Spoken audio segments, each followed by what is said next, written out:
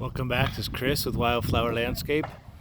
I wanted to highlight this in-ground trampoline that we installed in a community in Broomfield, Colorado in the McKay Shores neighborhood. This is a spring-free trampoline, and the homeowners wanted to have it recessed underneath the ground a little bit.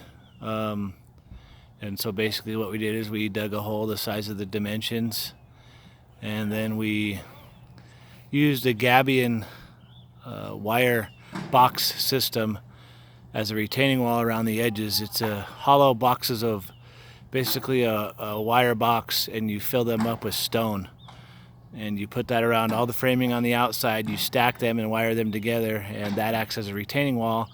That way the dirt doesn't fall in there. You're allowed to backfill against it. It doesn't fail.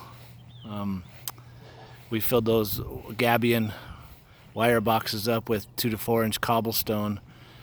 Then we landscaped all around this. This is about a year old, but I just wanted to show you this is a real neat feature that we do by installing these trampolines and burying them in the ground. This is about 13 feet by 13 feet, and then you can see we took the cobblestone around the top here and put it all the way around the edge.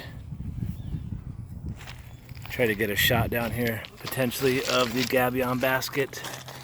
If you can see down in there, those are the baskets that we put in and filled those up with rocks.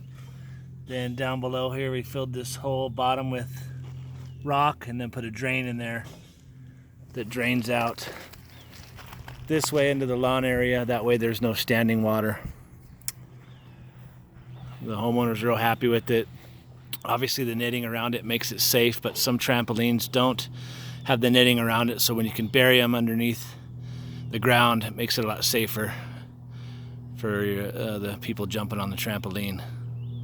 So hope you enjoy the video. Stay tuned for more.